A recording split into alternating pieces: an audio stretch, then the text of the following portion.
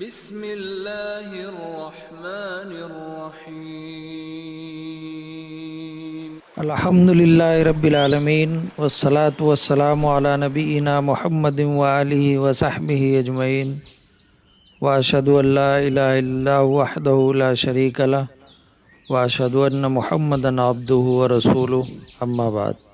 معزز سامعین، برادران اسلام اور پردہ نشین ماؤں اور بہنوں، رمضان المبارک کا یہ مقدس مہینہ جو رحمتوں کا سائبان اور مغفرتوں کا بہار بے خزاں تھا، اب تیزی کے ساتھ اپنے اختتام کی جانب رواں دواں ہے۔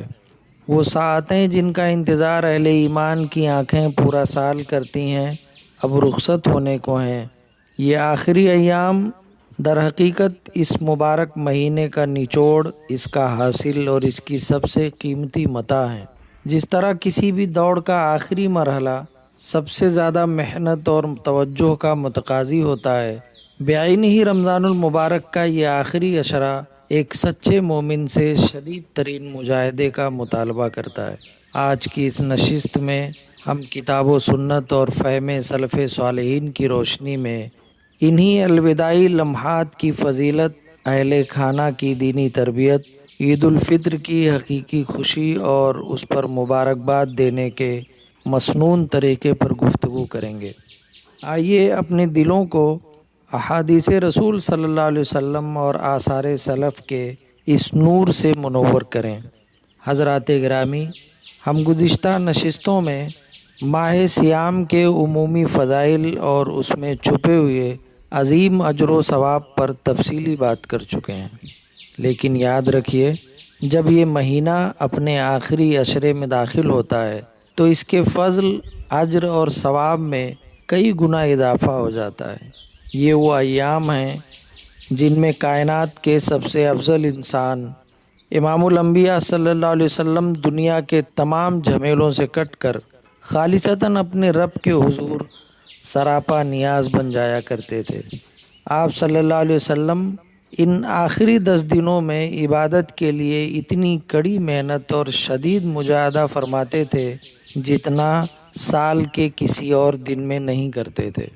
امہات المومنین رضی اللہ عنہن آپ صلی اللہ علیہ وسلم کی اس بے مثال کیفیت کو ان خوبصورت الفاظ میں بیان فرماتی ہیں: اذا دخل العشر شد مئزرہ واحیا لیلہ وایقظ اہلہ۔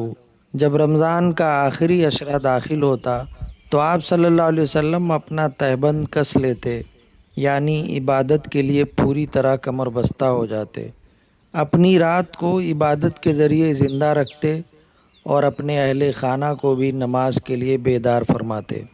ذرا اپنے گریبانوں میں جھانک کر سوچئے، یہ اس ہستی صلی اللہ علیہ وسلم کا حال ہے جن کے اگلے اور پچھلے تمام گناہ اللہ رب العزت نے معاف فرما دیے تھے اور جنہیں کائنات میں سب سے بلند مقام محمود عطا کیا گیا ہے۔ اگر بخشے بخشائے معصوم عن الخطا پیغمبر صلی اللہ علیہ وسلم کا یہ حال ہے تو بھلا اس شخص کا کیا عالم ہونا چاہیے جو سر سے لے کر پاؤں تک گناہوں میں غرق ہے۔ وہ شخص جس کی خطائیں کثیر ہیں اور نیکیاں قلیل ہیں، وہ ان مبارک اور قیمتی راتوں میں غفلت اور سستی کا مظاہرہ کیسے کر سکتا ہے؟ اللہ کی قسم، ان راتوں میں سونا اور غفلت برتنا ایک ایسا خسارہ ہے جس کا مداوع پھر پورے سال ممکن نہیں۔ میرے دینی بھائیوں، اس حدیث مبارکہ میں ایک انتہائی عظیم اور لطیف تربیتی پہلو پوشیدہ ہے۔ وہ یہ کہ نبی کریم صلی اللہ علیہ وسلم ان راتوں میں صرف خود ہی عبادت نہیں کرتے تھے بلکہ اپنے اہل خانہ کو بھی اس نیکی اور اجر عظیم میں شریک کرنے کی بھرپور حرص فرماتے تھے۔ آپ صلی اللہ علیہ وسلم انہیں نیند سے بیدار کرتے تاکہ وہ بھی رب کی رحمتوں کو سمیٹ سکیں۔ یاد رکھیے، گھر والوں کی دینی تربیت کرنا، انہیں فرض نمازوں کا حکم دینا اور نوافل کی ترغیب دلانا ایک مسلمان گھرانے کے سربراہ کی سب سے بڑی اور سب سے افضل ذمہ داری ہے۔ اللہ تعالیٰ کا قرآن مجید میں صریح ارشاد ہے: وَأْمُرْ أَهْلَكَ بِالصَّلَاةِ وَاصْطَبِرْ عَلَيْهَا۔ اور اپنے اہل خانہ کو نماز کا حکم دیجیے اور خود بھی اس پر ثابت قدم رہیے۔ ہمارے سلف صالحین جو سنت نبوی صلی اللہ علیہ وسلم کے سچے پیروکار تھے، اس حکم پر کس طرح عمل پیرا ہوتے تھے اس کی جھلک دیکھیے۔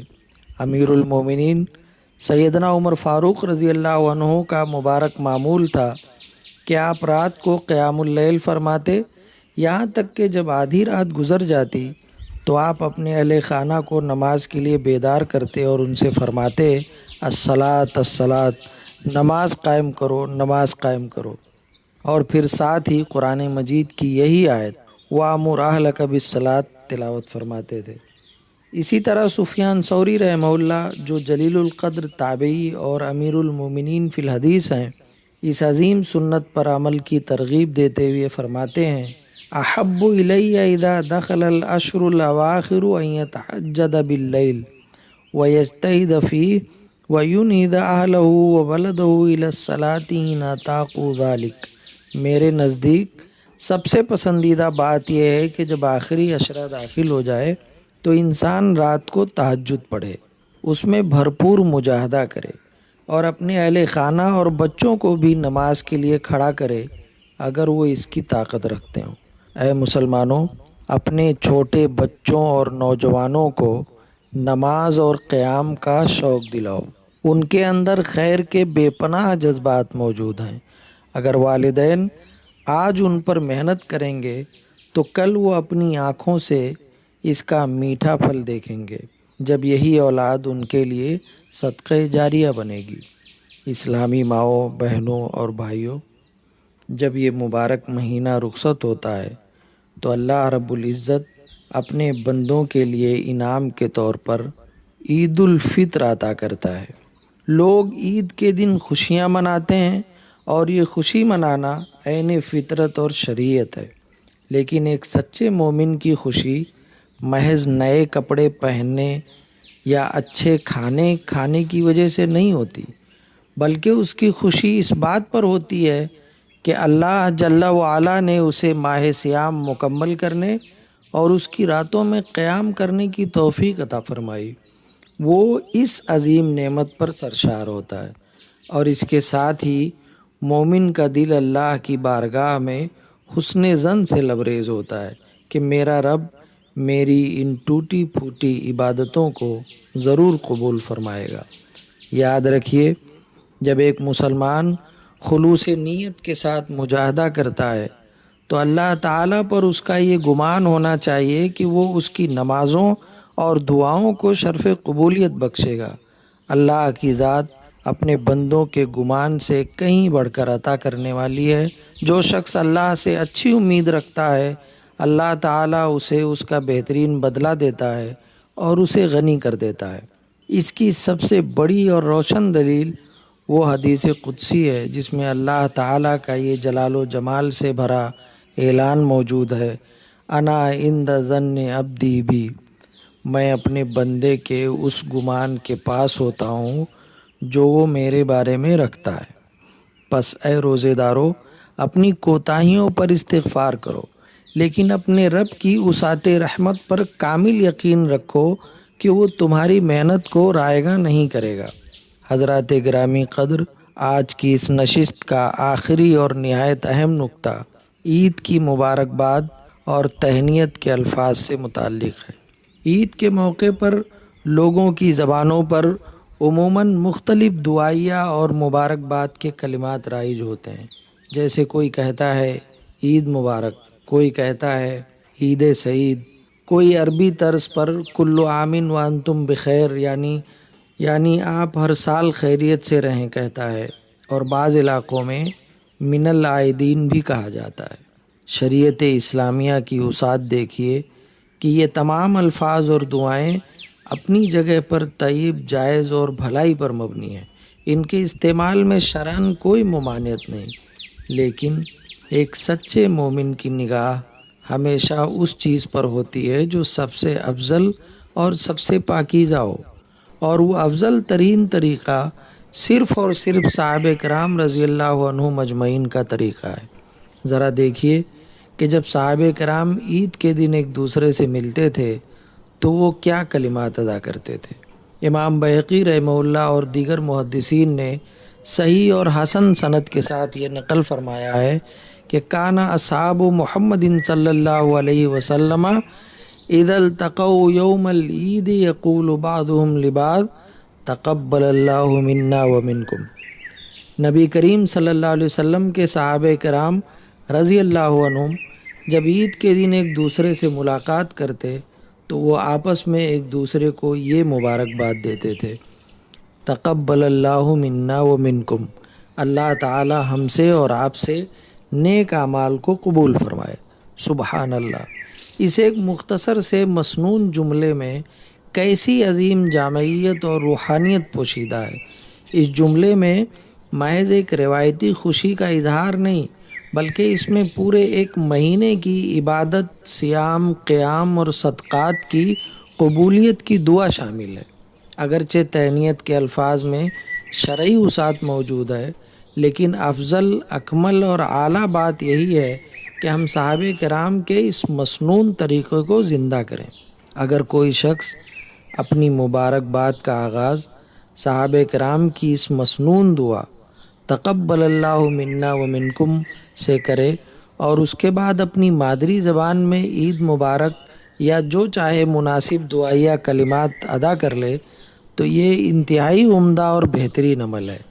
میرے بھائیوں اور بزرگوں، آج کی اس مجلس سے ہم نے جو علم نافع حاصل کیا ہے اس کا عملی تقاضا یہ ہے کہ ہم رمضان کے جو ایام اور راتیں باقی رہ گئی ہیں انہیں غفلت کی نظر نہ کریں، اپنا اور اپنے اہل خانہ کا تعلق اللہ کے مصلی سے جوڑ دیں اور اس الوداعی مہینے سے وہ لوٹ لیں جو ہماری آخرت کا سرمایہ بن جائے۔